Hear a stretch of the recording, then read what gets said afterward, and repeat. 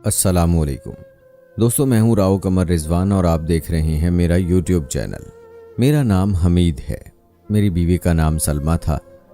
हम लोग बहुत ही ज़्यादा गरीब थे। कुछ दिन ऐसे भी आते थे जब हमारे पास खाने के पैसे भी नहीं होते थे। वो एक होटल में साफ सफाई का काम करती थी और मैं एक अस्पताल में वार्ड बॉय था। हमने किराया भी देना होता था। हमारी शादी को 3 साल हो चुके थे, लेकिन हमारे हालात अच्छे नहीं चल रहे थे। कभी कभी वो अपने होटल से कोई बचा कुचा खाना ले आती थी जो हम खा लेते थे। मैं उसको कहता था कि वो खाना मेरे लिए नहीं लाया करो। जो लोग अपनी प्लेट में छोड़ देते हैं मुझे बुरा लगता है। मेरी इज्जत नफ्स बर्बाद हो रही थी। मैंने उसे मना कर दिया, लेकिन अगर वो खाना नहीं लाती तो हम खाते क्या? ये बात भी अपनी जगह सच थी। बहुत बुरा लगता था कि ज़िंदगी इतनी बुरी हो गई है कि लोगों का बचा खुचा खाना खाना पड़ता है। हमारे घर का किराया था, साथ ही बिजली का बिल और घर के सौदे भी लेने पड़ते थे जो हम दोनों की तनख्वाह से पूरे नहीं होते थे। मैं बहुत ज़्यादा परेशान रहता था, लेकिन मैं एक अच्छा इंसान था। मैंने आज तक किसी के साथ कुछ बुरा नहीं किया था। मैं गलत तरीके से पैसे नहीं कमाना चाहता था। नहीं तो आजकल तो अस्पताल वगैरह में बहुत रिश्वत चलती है। आप अस्पताल की सप्लाई का सामान बाहर बेच सकते हैं। मेरे साथ के लोग ये सब कुछ करते थे, लेकिन मैं ऐसा नहीं करता था। बल्कि मैंने उन लोगों को भी पकड़वा दिया जो ये काम करते थे। इसीलिए मेरा कोई दोस्त भी नहीं था जो मुश्किल में मेरे काम आ सके। मुझे मेरी बीवी का ही सहारा था जो जैसे तैसे मेरे साथ थी। हम दोनों ही ज़्यादा पढ़े लिखे नहीं थे। मैंने सिर्फ मैट्रिक किया हुआ था और मेरी बीवी तो बिल्कुल भी पढ़ी लिखी नहीं थी। फिर कुछ बहुत ही अजीब हुआ जिसके बारे में मैंने कभी सोचा नहीं था। क्योंकि एक दिन मैंने अपनी बीवी के पास बहुत सारे पैसे देखे और आज पहली तारीख नहीं थी कि उसे उसकी तनख्वाह मिली हो। फिर उसके पास इतने सारे पैसे कहाँ से आ गए? मैं हैरान रह गया और वो पैसे मुझसे छुपा रही थी, लेकिन मैं देख चुका था। मैंने कहा कि तुम्हारे पास इतने सारे पैसे? तो उसने कहा कि नहीं, गलत फहमी हुई होगी, ऐसा कुछ नहीं है। मैंने कहा कि मैंने अपनी आंखों से पैसे देखे हैं, झूठ बोलने की ज़रूरत नहीं है, बताओ मुझे क्या बात है। फिर उसने मुझे कहा कि दरअसल वो होटल में एक औरत का पर्स रह गया था और उसमें से मैंने पैसे निकाल लिए। मैंने कहा कि पहले तो तुम लोगों के बचे खुचे खाने घर पर लाया करती थी, अब तुमने चोरी भी करना शुरू कर दी। उसने कहा इसमें चोरी कैसी? वो अपना पर्स भूल गई थी और मुझे मिल गया तो मेरा हो गया। मैंने कहा कि ऐसा बिल्कुल भी नहीं है। हो सकता है वो कल को अपना पर्स लेने के लिए वापस आए, फिर तुम क्या करोगी? तुम ये सारे पैसे वापस करो। मैंने कहा कि मुझे कोई भी मसला नहीं चाहिए, ये पैसे तुम वापस कर दो, मैनेजर को दे दो। उसका कहना था कि होटल के मैनेजर को दे दिए तो अपनी जेब में डाल लेगा, जिसके पैसे उसको वापस नहीं करेगा। मैंने कहा कि वो जिसको पैसे हैं उसको वापस करे ना करे, लेकिन तुम तो अपनी तरफ से कोई गलत काम नहीं कर रही होगी ना, तुम ये पैसे वापस कर देना। मेरी बीवी ने कहा कि ठीक है, और अगले दिन वो पैसे वापस कर दिए। पर उसी दिन हमारे पास इतने भी पैसे नहीं थे कि हम कुछ खा लेते। अगले दिन मेरी बीवी ने मुझे काफ़ी बातें सुनाई और उसने कहा कि कल तुमने पैसे वापस ना करवाए होते तो आज हमारे पास इतने पैसे तो होते कि हम खाना खा लेते। मैंने उसे कहा कि देखो, मैं हमेशा सही काम करता हूँ, मुझे गलत काम करना पसंद नहीं है, और तुम भी एक अच्छी इंसान थी, इसलिए मैंने तुमसे शादी की थी। मेरी बीवी कहने लगी कि खाली अच्छाई से पेट नहीं भरता है, आजकल चीज़ें महंगी हो गई हैं, हम लोग कैसे सब कुछ करेंगे। मैंने उसे कहा कि हम लोग थोड़ी चीज़ में गुजारा कर लेंगे, लेकिन चोरी नहीं करेंगे, और किसी की चीज़ उसकी मर्जी से उठाई जाए, उसके सामने उठाई जाए या उसकी गैर मौजूदगी में उठाई जाए, वो चोरी ही होती है। इसलिए तुम आइंदा इस तरह कुछ नहीं करोगी। मेरी बीवी को जब से मैंने ये बात कही थी तब से वो बहुत ज़्यादा गुस्से में थी और मेरे साथ ठीक तरह से बोल नहीं रही थी, लेकिन मुझे कोई परवाह नहीं थी। मुझे पता था कि वो खुद ही ठीक हो जाएगी, क्योंकि हराम के पैसे आपको कभी भी फ़ायदा नहीं देते हैं, वो आपके लिए कोई ना कोई मुसीबत ही लेके आते हैं।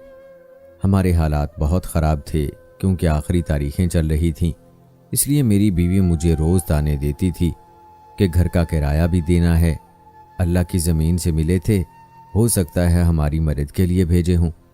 लेकिन आप ऐसी बातों को नहीं समझते। आप तो बस अच्छाई के पुजारी हैं। फिर जैसे मर्जी पैसे लेकर आएं, क्योंकि मुझे भूख लगी है और मैंने खाना खाना है। मुझे लगता था कि मेरी बीवी मेरी बात मान जाएगी, लेकिन कुछ दिन के बाद मैंने फिर से उसको कोई चीज़ छुपाते हुए देखा। जब उसने मुझे देखा तो कहने लगी कि ऐसा कुछ भी नहीं है और मौजू बदल दिया। उसके बाद वो अचानक से मेरे साथ ठीक से पेश आने लगी, जबकि काफ़ी दिनों से उसने मुझे ठीक से बुलाया भी नहीं था। मेरे पास इतना वक्त नहीं होता था। शायद औरत को पता होता है कि मर्द को किस तरह अपनी बातों में लगाना है। एक दिन मेरी बीवी ने मुझे एक चीज़ दिखाई। उसने कहा कि मैं ये चीज़ लेना चाहती हूँ। वो एक बहुत ही प्यारी सी अलमारी थी। मैंने उसे कहा कि उसकी कीमत बहुत ज़्यादा है, हम नहीं ले सकते। तो ऐसी चीज़ें क्यों देखती रहती हो जो हम खरीद नहीं सकते? उसने कहा कि खरीद नहीं सकते तो इसका ये मतलब तो नहीं है ना कि देख नहीं सकते। मुझे ये चीज़ बहुत पसंद है। मैंने कहा कि ठीक है, जिस दिन पैसे होंगे उस दिन मैं तुम्हारे लिए खरीद लूँगा। लेकिन मुझे पता था कि हमारे पास इतने पैसे नहीं होंगे। लेकिन मेरी बीवी खामोश हो गई और एक हफ्ते के बाद मैं ये देखकर हैरान रह गया कि उसने वही अलमारी खरीद ली थी और हमारे घर भी आ चुकी थी। वो बहुत ज़्यादा खुश थी और अलमारी को साफ करके उसमें कपड़े रख रही थी। मैंने कहा कि ये कहाँ से ली है तुमने? ये तो बहुत महंगी थी। तो उसने कहा कि मेरी एक दोस्त ने मेरे लिए ख़रीदी है क्योंकि मेरी सालगिरह आने वाली है। मैंने अपनी बीवी की आंखों में देखा और मैंने कहा कि तुम मुझे पागल बना रही हो क्या? तुम्हारी सालगिरह तो 5 महीने बाद है। मेरी बीवी थोड़ी सी घबरा गई और उसने कहा कि हाँ, तो मेरी वो दोस्त बाहर के मुल्क जा रही है, 5 महीने बाद वो यहाँ पर नहीं होगी, इसलिए उसने पहले ही मुझे मेरा गिफ्ट दे दिया है। मेरी बहुत अच्छी दोस्त है। मैं हैरान था कि आजकल इतना तो कोई भी अच्छा नहीं है कि इतना महंगा तोहफा दे। फिर मेरी बीवी की दोस्त अचानक से कहाँ से आ गई? मेरी बीवी कहती थी कि मैं तो साफ सफाई का काम करती हूँ, इसलिए मुझसे कोई दोस्ती भी नहीं करता है। बल्कि जो मेरे पुराने दोस्त थे वो भी मुझसे नाराज़ हो गए और उन्होंने भी मेरे साथ उठना बैठना बंद कर दिया। और मेरी बीवी का कहना था कि ये एक नई दोस्त है जो बहुत ही अच्छी है, जिसको इस बात से कोई फ़र्क नहीं पड़ता कि मैं क्या काम करती हूँ। बीवी की बातें और उसकी हरकतें मुझे बिल्कुल भी समझ नहीं आ रही थी। उसकी बातें अजीब होती थीं। उस पर यकीन करने को दिल नहीं करता था। उसकी बात का कोई जवाब नहीं होता था। मैंने कहा कि ठीक है, अगर तुम्हारी दोस्त ने दी है तो, लेकिन मुझे ये भी पता था कि मेरी बीवी के पास पैसे कहाँ से आएंगे, और अगर इसके पास पैसे आएंगे तो वो यही सोचेगी कि घर का कोई सामान ले लेते हैं। हो सकता है उसकी दोस्त ने तोहफा दिया हो। मैं भी शायद ज़रूरत से ज़्यादा ही सोच रहा था। मेरे पास बिल्कुल भी पैसे नहीं थे, फिर भी मेरी बीवी ने मेरा साथ दिया था। हर तरह से तो वो मेरी मदद करने की कोशिश करती थी। मुझे उसके बारे में इस तरह से नहीं सोचना चाहिए था, इसलिए मैं मुतमईन हो गया और इस बात को भी भुला दिया। सब कुछ ठीक जा रहा था। लेकिन एक दिन मेरी बीवी बेहोश हो गई। मैं उसे उठाकर डॉक्टर के पास ले गया। डॉक्टर ने कहा कि आपकी बीवी को मिट्टी से एलर्जी हो गई है, आप इनको कहें कि ये मिट्टी वाला कोई भी काम ना करें। मैं हैरान रह गया कि मेरी बीवी को अचानक से ये सब कुछ कैसे हो गया। डॉक्टर ने कहा कि अगर ये मिट्टी में काम करेंगी तो इसी तरह बार बार बेहोश हो जाएगी और इनकी तबीयत खराब हो जाएगी। शायद ये बीमारी मेरी बीवी को मिट्टी में काम करने से ही लगी थी, क्योंकि वो साफ सफाई का ही काम किया करती थी। जब मैंने उसको बताया तो वो ये सोचकर ज़्यादा हैरान थी कि मैं काम नहीं करूँगी तो पैसे कहाँ से आएंगे। मैंने उसे कहा कि पैसे ज़रूरी नहीं हैं, तुम्हारी सेहत ज़रूरी है। आज से तुम काम पर नहीं जाओगी, हम थोड़े पैसों में गुजारा कर लेंगे। मेरी बीवी मुझसे झगड़ा करने लगी और उसने कहा कि थोड़े से पैसों में तो हमारा गुजारा ही नहीं होना। तुम्हें पता है कि हमारे कितने ज़्यादा खर्च हैं और मैं बच्चा पैदा करना चाहती हूँ, लेकिन इसी वजह से नहीं करती क्योंकि हमारे पास पैसे नहीं हैं। अब अगर मैंने भी काम छोड़ दिया तो हमारे हालात मज़ीद बुरे हो जाएंगे। मैंने अपनी बीवी को कहा कि मैं भी जिंदा हूँ, मर नहीं गया हूँ, खुद कुछ कर लूँगा, तुम्हें परेशान होने की ज़रूरत नहीं है। मैं तुम्हारे लिए कोई ऐसा काम तलाश करूँगा जिसमें तुम्हें मिट्टी और गंदगी में काम ना करना पड़े। तब तक तुम घर पर आराम करो। मैं अपनी बीवी के लिए कोई भी काम तलाश करने वाला नहीं था। उसने बहुत काम कर लिया था। ये मैंने उसे मुतमईन करने के लिए कहा था और वो भी खामोश हो गई थी। 2 दिन के लिए वो काम पर नहीं गई और उसकी तबीयत काफ़ी ठीक थी। उसने मुझे कहा कि मेरी तबीयत बिल्कुल ठीक है। मैंने कहा कि अच्छी बात है, आराम करो ताकि तुम्हारी तबीयत और ठीक हो जाए। लेकिन अचानक से वो कहने लगी कि मुझे काम पर जाना है।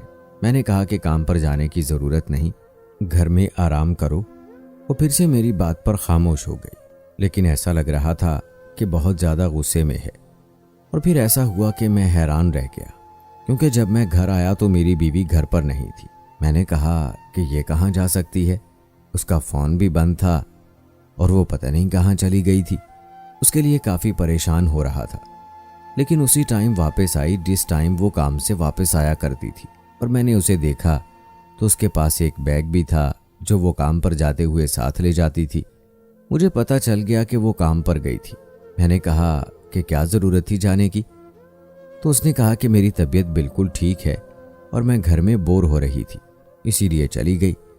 मैंने कहा कि तुम किस किस्म के इंसान हो, तुम बोर हो रही थी तो काम करने चली गई, तुम्हें क्या वो काम करना अच्छा लगता है? उसने कहा कि मुझे वो काम करना अच्छा लगता है या नहीं, लेकिन मुझे पैसा कमाना अच्छा लगता है। मैंने कहा कि इतने पैसे तो मिलते नहीं तुम्हें, थोड़े से पैसे मिलते थे। फिर भी वो पागल हो रही थी। खैर, मैंने उसे मना किया, लेकिन उसने अगले दिन भी यही किया। उसकी तबीयत ख़राब थी, उसे मिट्टी से एलर्जी थी और वो यही काम करने के लिए बार बार जा रही थी। मुझे ऐसा लगने लगा कि कोई गड़बड़ ज़रूर है। मेरी बीवी काम करने के लिए इतनी ज़्यादा बेचैन क्यों हो रही है? एक दिन मैंने सोचा कि मैं उसके रेस्टोरेंट में जाता हूँ और उन लोगों को ही कहता हूँ कि इसको नौकरी से निकाल दें, क्योंकि ये तो घर पर बैठने वाली नहीं। मुझे ये आइडिया बहुत अच्छा लगा। मैं वहाँ पर चला गया और मैंने जाकर मैनेजर से बात की। जब मैंने उसको कहा कि मेरी बीवी को नौकरी से निकाल दें, तो उसने कहा कि कौन सी बीवी है आपकी, नाम बताएं। उसका नाम बताया तो वो सोच में पड़ गया। मैं हैरान हुआ कि क्या ये मेरी बीवी के बारे में नहीं जानता। उसने कहा कि आपकी बीवी तो यहाँ 1 साल पहले काम करती थी, अब तो वो यहाँ पर काम नहीं करती है, और हमने उसे निकाला भी इसीलिए था क्योंकि वो अपना काम ठीक से नहीं कर रही थी। ये सुनकर मैं हैरान रह गया कि मेरी बीवी वहाँ काम नहीं करती, उसे वहाँ से निकाल दिया गया, और ये 1 साल पुरानी बात है, लेकिन उसने मुझे बताया तक नहीं। उन्होंने कहा कि वो वहाँ पर काम नहीं करती है, आपको कोई गलतफहमी हुई है। मैं बहुत परेशान हो गया। मुझे समझ नहीं आ रहा था कि मैं क्या करूं। फिर मेरी बीवी कहाँ जाती थी, क्या काम करती थी, कि पैसे कहाँ से लाती थी? अगर वो किसी और होटल में काम कर रही थी तो वो मुझे बता सकती थी, इसमें छुपाने वाली क्या बात थी?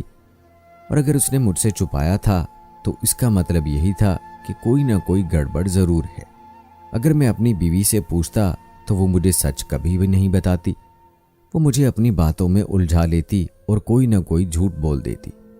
इसलिए मेरे पास एक तरीका था कि मैं अपनी बीवी का पीछा करूं और देखूं कि वो कहां पर जाती है।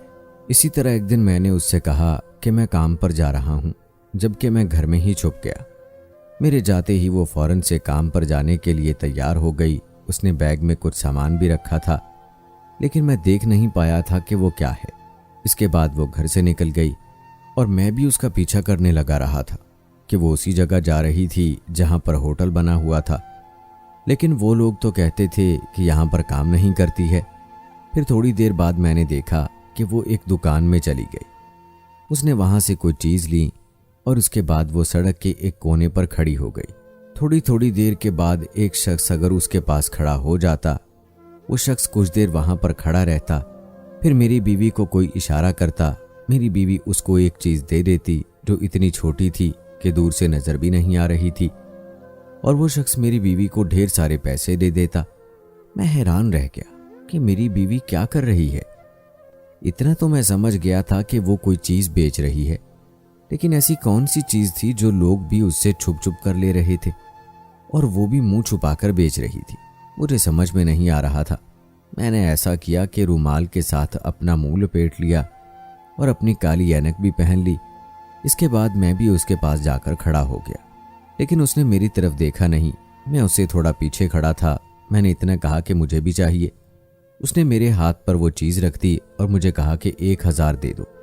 मैंने 1000 दे दिए, लेकिन पैसे उसके हाथ में देने के बाद मैंने उसका हाथ पकड़ लिया वो हैरान होकर मेरी तरफ मतवज्जे हुई कि मेरा हाथ किसने पकड़ लिया है, और मैंने चेहरे से नकाब हटा दिया।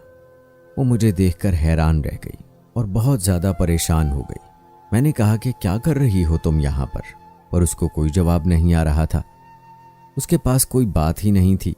मैंने कहा सीधा यहाँ से घर चलो और चुपचाप मेरे साथ घर चलो। वो चुपचाप घर आ गई और मैंने उससे पूछा कि ये सब करती रही हो तुम। मैं बहुत ज़्यादा परेशान था क्योंकि जो चीज़ मेरे हाथ में थी वो कुछ और नहीं बल्कि एक नशावर चीज़ थी। वो ड्रग्स थी। मेरी बीवी गैर कानूनी तरीके से ड्रग्स का धंधा किया करती थी और तभी तो उस सड़क पर खड़े होकर उसे मट्टी से एलर्जी हुई थी, क्योंकि सड़क पर साइड पर ही एक बिल्डिंग बन रही थी। मेरी बीवी बुरी तरह रोने लगी और उसने कहा कि मुझे नौकरी से निकाल दिया गया था। मैंने वहाँ से चोरी करने की कोशिश की थी। उसके बाद मुझे कुछ समझ नहीं आ रहा था कि मैं क्या करूं। मैंने अपनी बीवी को कहा कि वो ये सामान वापस करके आए और दोबारा इस तरह का कोई काम ना करे। ये एक ऐसी चीज़ है जिसको खाकर लोग अपनी सेहत और ज़िंदगी सब कुछ बर्बाद कर लेते हैं, और तुम ऐसी चीज़ को बेचती हो। तुम्हें शर्म आनी चाहिए। अगर तुमने ये काम नहीं छोड़ा तो मैं तुम्हें छोड़ दूंगा। मेरी बीवी परेशान हो गई। उसने कहा कि मैं ये काम छोड़ दूंगी, और उसने ऐसा ही किया। उसने मुझसे माफ़ी मांगी और मैंने उसे कहा कि मैं तुम्हें माफ़ तो कर रहा हूँ, लेकिन दोबारा अगर मुझे इस तरह की किसी बात का पता चला तो मैं तुम्हें छोड़ दूंगा। मुझे लगता था कि मेरी बीवी दोबारा ऐसा नहीं करेगी। उसके बाद उसने ऐसा कभी किया भी नहीं। वो ये सब इसलिए कर रही थी कि हम गरीब थे, लेकिन उसके बाद से मैं उस पर नज़र भी रखता था। उसने जो भी किया बहुत गलत किया। अपना मुस्तकबिल संवारने और जल्द अमीर होने के चक्कर में कई लोगों की ज़िंदगी तबाह की। फिर मैंने उसे समझाया कि यही नशा अगर कोई और औरत अगर मुझे दे, इस नशे पर मुझे लगाए, तो तेरे दिल पर क्या गुजरेगी।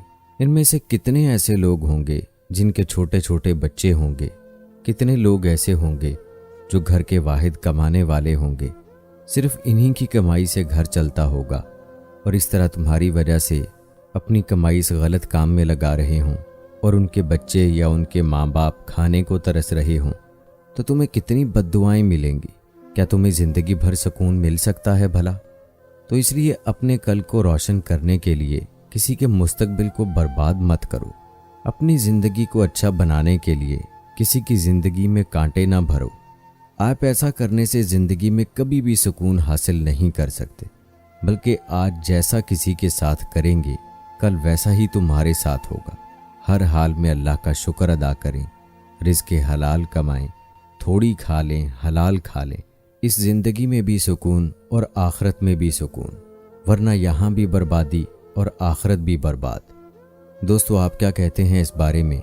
कैसी लगी कहानी कमेंट बॉक्स में ज़रूर बताएं। मिलते हैं अगली वीडियो में। अल्लाह हाफिज़।